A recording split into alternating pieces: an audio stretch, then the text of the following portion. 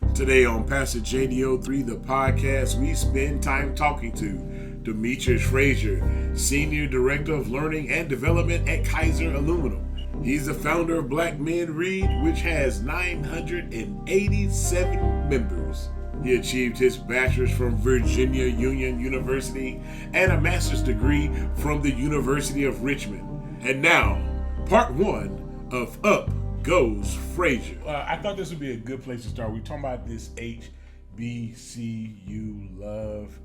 Brother, what was it like for you to see Kamala Harris going into one of the highest offices in the land as an HBCU grad? Absolutely. Bro, what was that like? I mean, come on now. I mean, for me, and we talked about this, there's always this kind of like sibling rivalry between HBCU to HBCU. Yeah. But we do that as a family. So I may say my school's better than yours, my band's better than yours, and we can go back and forth about that. But when it comes down to one of us winning, I felt like when she crossed the stage, when she finally got the nomination, she was it. We all won. Yeah. And we all were happy. We were all proud. And because at that point, it's HBCU that won, not Howard or Grambling or Fisk or any of those schools individually. We all won. And so it felt like a sense of pride for sure. I mean, not only was she a black woman, but she went to HBCU and she represented the HBCUs. That's another thing too. We sometimes see that too, John. Yeah, she didn't downplay it. She didn't downplay it. And I love that. I love that about her. She is an unapologetic self. And I didn't see that she was backing away from, I went to HBCU. What of it? Like it was kind of like that pride in it, because she also went to one of the more historic ones as well. So I was beaming. I had so many parts that I was beaming for, because one, she's not an old white dude, not trying to make it. Yeah, I get you. I mean, we get these 70-year-old, 80-year-old. No, there's some vibrancy in the office now, and I love that. Barack Obama was the same thing for me. You know, this is something that's not something that I got to wait 50 years for someone that's in my sphere or my age group to be able to achieve. Here it is. She's a little bit younger. She got more energy. She's about things that are closer to the young people, and I loved every bit of it. And I think what's cool is that we came through the HBCU, so we understand the struggle, the value of the education. And when we went into the workforce, it was like, okay, you know what? I got a pretty good education. I'm really solid. I'm ready for this. But sometimes to the outside world, it's like, you went where? You studied what? Oh, come on now. Surely you're not prepared. And at some level, this felt like a national kind of validation where it's like, hey, look, for those of you who are considering this, you can go to these smaller schools. Some of them are not very small, by the way. These smaller schools, and get just as quality of education and still work your way up the corporate ladder. And I'm going to say that a little different. I think you're better prepared especially if you're a black student and you go to an HBCU. Let me explain that. So here it is. I went to the Virginia Union University. I think we should state that just to make sure there is no confusion about what school we went to. But you go to this very historic, great school, small school. At the time we were there, 2,000 or so students? And then we're compared to Virginia State, and we're compared to Norfolk State and all the other places that are inside the state and outside. And I'm getting an education. My accounting first and second classes were being taught by Dr. Ruth Harris. And not only was she a giant in the accounting world, but she was one of the first black female CPAs in the state. So to say that we're getting a less than or a not so privileged or accredited university education is a farce. The teachers that we're being taught from are not only caring about us, the individual, but they want us to go out and shine in the world. They're not just passing us through. And so from HBCU to HBCU, every one of those students is getting that kind of experience. And I I think that's the part that people miss. We're thinking, oh, well, this is the curriculum they're getting, and this is the research facilities they got. The real gems in the HBCU environment is the teachers and faculty. Those are the ones that are saying, Johnny, not only are you going to be a good student, and I will make sure you do that, but I want you to be the best. And that's why when we come out, there's no question whether or not we're prepared for the world. So I go into my first year out of school, I go to a large S&P 500 company in DuPont. One of their locations is right there in the city of Richmond. And to your point earlier about, do they know this school or not know this school? I said, hey, I went to Virginia University. Oh, University of Virginia? No. If anyone should know Virginia University, is someone who has a location, HR department right here in the same city. And so you get that whether you are away from that school or not.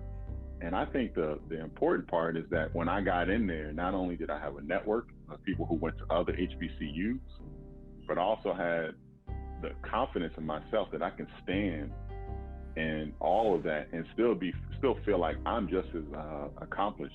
I deserve to be here, and you get that at not Virginia University only, but you get that at HBCUs. And I don't think you can get that if you're a Black student at a PWI. But that just was my experience. What was that transition like from you going from student into corporate? Going from student was rough. I will say this. I had part-time jobs and all this other stuff. I had an internship at Bank of America. When I got to DuPont, it was rough. And what I mean by that is I go into a room, not only do they not think I belong, I can feel it. So when they give me assignments, they give me like the easiest, cheesiest assignment. And here I am. I'm a graduate. At this point, I'm not freshman year college. I am 4-year finished, got my degree, good grade point average, good student. And they're still like, well, I don't know if you can handle all this. And then, meanwhile, there's people beside me who don't look like me, but getting these really challenging projects and coming to me for help. Yeah. So, I don't understand that. But I think they're so used to that being the way they can just treat people. And that's, again, another thing. I wasn't there to accept that. Again, it came from my time at Union. I don't have to accept being treated as not capable or not worthy or valuable to what we're trying to do. And the people that were there, the people that were from, again, Bill Hawk, I'm gonna say his name, you might even know him, Bill Hawk, Emmett Smith, Charles Bigby, all those folks, different HBCUs, one went to St. Paul's, one went to State, one went to Virginia Union, were all like, hey, we need to check in, we're gonna have some lunch, we're gonna sit around in a little corner on the side, and you're gonna tell me exactly what's going on. And when I tell them, hey, I feel like I'm getting a raw deal here, they're like, here's what you need to do. Who are you? Are you Virginia Union made? Are you capable? Are you smart? Do you think you can handle it? It was that pump up every time when I was feeling like I wasn't going to be able to do it and they're not going to see me. Like, remember who you are. Remember where you came from. And they would always, if that wasn't working, they'd say, what would your grandma say if she saw you wallowing in the corner like this? Yeah. Like, oh no, not grandma. Not grandma. Yeah. She definitely wasn't saying down Goes Frazier. She's like, boy, get your butt up. Get your butt up. Yeah, right? Because that's another thing that I could pull on is that, my family line. And I felt like Union was just an extension of that. Because that's where I felt like family. Now, for graduate school, I went to a PWI. Didn't feel any of that. It's a different level of school, but there was no sense of community. There was no sense of, I'm going to make Johnny Ogletree the best ever. It was doggy dog. It was doggy dog. You were a number. You were, and I've had people who look like me, graduated from same high school, smart kids, went to a PWI, and they would just say, look, I didn't get any of what you talking about. I went to a classroom full of 50, 60 freshmen that they didn't care if I was there or not there. And I remember getting in trouble because I didn't go to one of my first freshman year classes by the professor. He saw me in the square. He was like, okay, you just going to the square, but you're not gonna show up to class? Okay, accountability, got it, right? I tell this story all the time. I don't use your name, by the way. Protect the innocent. Yes, we or the protect guilty the in this innocent. case. but no, actually, it is really a true highlight of who you are as a man. And this was something that you always illustrated, and that was integrity and character. So one of the things that I remember talking to you about was what it was like going into corporate America and facing this thing called the fast track, and saying, okay, I could actually get on this fast track, but there are some things that come along with this fast track. How did you make that decision? This is pivotal. This is the difference between maxing out and jumping on the fast track and riding your way to the top and being one of the few people that could possibly justify it by getting there and opening the door for someone else. Right. Or at least putting your family in a position to thrive, because this might be the only true opportunity or window to get there. So what was it like making that decision? And you don't have to tell the story if you don't want to.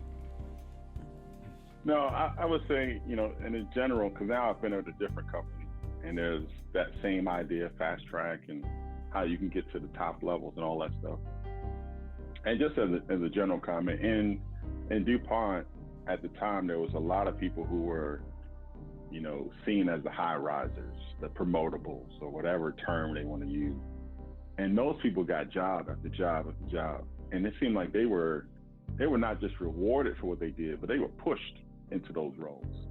So Johnny's coming in this one role, and the next thing we're going to do is 6 months later, we're going to put him in this role, and you get to that fast track and get to the top.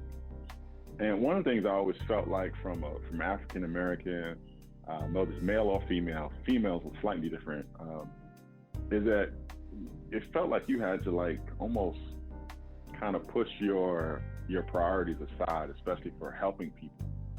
Those two didn't mix. It was, hey, you want to help people? All right, well, you might not be the one we're looking for to get to that level. You seem to be distracted almost to doing these other things. And what I never got from that was, if your corporate values say, we respect people, we value diverse voices, and now they're using those terms, diversity, equity, inclusion, and belonging, and all that stuff. If that's what you value, and you have a leader who's not only capable of doing the job that you're asking them to do, but says, hey, along the way, I want to make sure that we clean house, we get things ready so that we can have more women in the boardroom, we can have more Hispanics in leadership role, we have all these things better and balanced, then wouldn't you value that person even more? And it seemed like there was a separation. They wanted the person that came in early in the morning, left late at night, didn't really talk about the family much because that's another distraction, didn't care about these social movement type things. And, in the early 2000s, it wasn't as much of this. We were talking about more .com and Y2K back then. But now you can have a leader that says, I can't separate myself from my community. This is a tragedy. And how am I as a leader going to be able to say, yep, I'm really focused on becoming VP and not working on this thing over here? The bad part is that I think I still see that, not just in DuPont, but I see it elsewhere. And I think, and this is not to try to bash DuPont, because we'll talk a little bit about like how you can change culture too, but I think I'm seeing that still, where companies are making a decision, we just gonna stay out of this fray. We're not gonna jump into talking about Black Lives Matter. We're gonna avoid that language altogether. We're gonna talk about diversity. Well, hold on. The people are crying in the streets and saying, you are not making me feel valued. You don't care if I live or die. And your answer is, well, okay, well, we should do things for everybody. That's kind of how diversity is landing on me. When I say, I'm tired of people sitting on my neck and killing me. I'm tired of the Sandra Blands and the Breonna Taylors. I'm tired of black girls being pushed out of the education system into, into prisons. I'm tired of that. And you're saying, well, okay, great. We're going to make sure everybody gets paid. Yeah. Or their response is to make a couple of commercials and maybe one or two public statements that have black faces in it. And then thus we fulfill this image that we want people to think about us, but it's really not that accurate. But having said that, one of the things that is beneficial is being able to grab that momentum and seize the opportunities that lie there. And one of the things that we talked about a while back is how you used your position to bring money from those companies into the HBCU and into the community. So what was it like to get a foot in the door, to form some relationships and to say, you know what, I'm not just going to put money on the Frazier table, but if I can build a building at Virginia Union, doggone it, let's do this thing. Are you an HBCU grad? Want to join the discussion about your readiness for corporate America? Join us next week as we continue in this discussion as Demetrius Frazier talks about his rise up the corporate ladder and his experience using his position to further the cause of Black America. You can connect with us by using the hashtag JDO3 podcast or by using the hashtag PastorJDO3. You can connect with Demetrius Frazier at blackmenread now. You don't want to miss one moment of this powerful discussion. We'll see you next week for Pastor JDO3, the podcast.